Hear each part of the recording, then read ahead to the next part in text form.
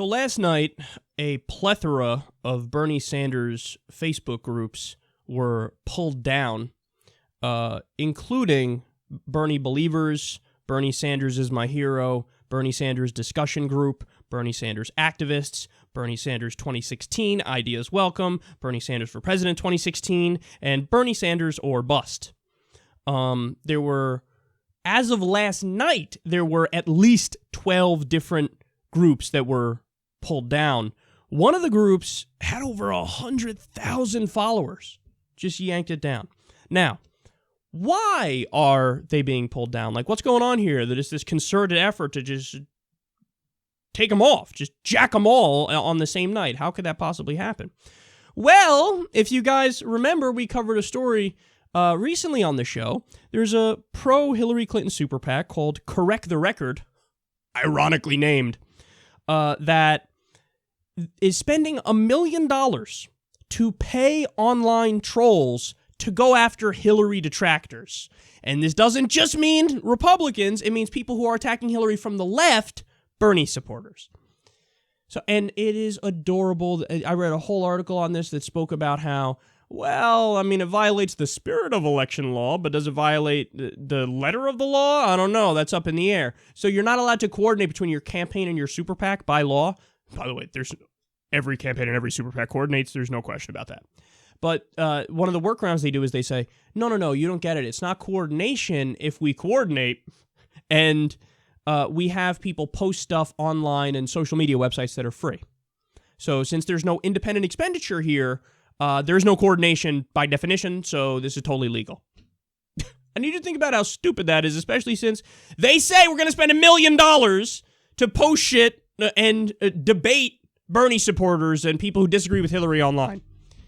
Okay, that would be an independent expenditure. You said you're going to spend $1 million to do it. But stop and think about the effects of this, man. And this is why so many Bernie supporters are like, I am not going to support Hillary under any circumstance. Look at the tactics she's using.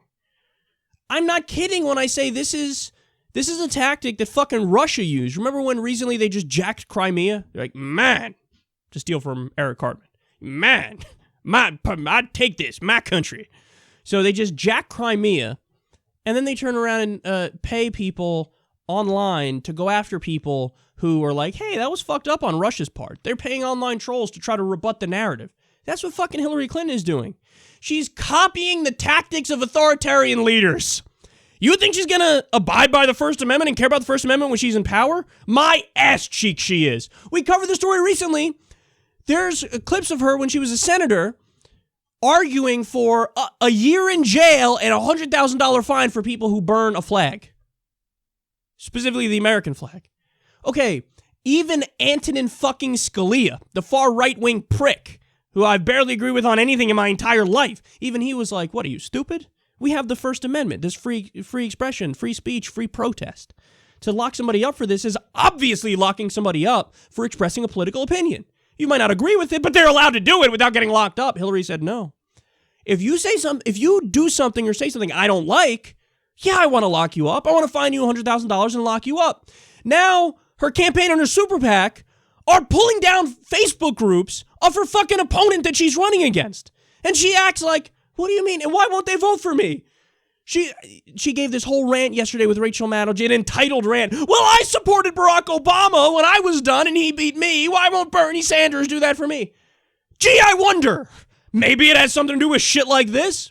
All right, let's pay people to do false claims of harassment and threats of violence against the Bernie groups and pull them all down. I'm not kidding. There's evidence of this too. People are sending screen captures of, why it was pulled down and how it was pulled down. And what happened is there's just been this barrage of accusations of credible threats of violence from all the different Bernie groups. What a fucking coincidence. On the same night, every Bernie group, oh yeah, they're threatening violence.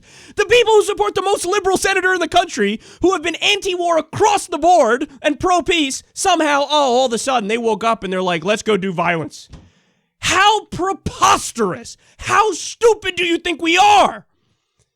But that's the thing, is they had to use dirty tactics from the beginning, because if they didn't use it, Bernie would have won. Bernie would have won, so what do? You undermine him. You play dirty politics. You say absolutely over-the-top, ridiculous shit. Like, oh, maybe he doesn't sufficiently side with the parents in the Sandy Hook massacre. What the fuck is that? You can't beat him when it comes to an actual policy discussion, so you pivot and you smear. That's what you do. Deflect, smear. Oh, Bernie Sanders doesn't want to hold gun sellers accountable and put them out of business when they sell a gun to somebody who has no mental health issues, no, former felony in their background, no problems whatsoever. They legally sell a gun, and then years later, somebody snaps and does a killing, still put the gun seller out of business. Bernie disagrees with doing that? Well, I guess he doesn't sufficiently side with the Sandy Hook parents then. I guess he's pro-children being slaughtered. Right, yeah, very convincing argument you make there. But this is the kind of tactics they do. Pull down all the Bernie Sanders groups, false accusations about violence, and we'll censor you, we'll shut you down so that we can get our way. That is, with no hyperbole, no nothing here, that is exactly how fascist authoritarian regimes act. That's not a stretch. That's not conjecture. That is exactly how they act. That's censorship. That is shutting down debate, not opening up debate. If you really thought you could beat him in the realm of ideas in an open debate, you would never revert to these tactics. But you have to, because you know that your candidate is the worst candidate. She voted for the Iraq War. She voted for the Patriot Act. She was in favor of a variety of outsourcing deals, including fucking NAFTA. She lobbied to get the TPP passed 45 fucking times. She takes all this money from Wall Street, and she has a history of doing their bidding, including supporting the Gramm-Leach-Bliley Act, which repealed Glass-Steagall, which directly led to the subprime mortgage crisis and the Great Recession. She's worse on the issues, and on some level you know that, so you have to shut down debate with the other side. Congratulations on being exactly like the right wing.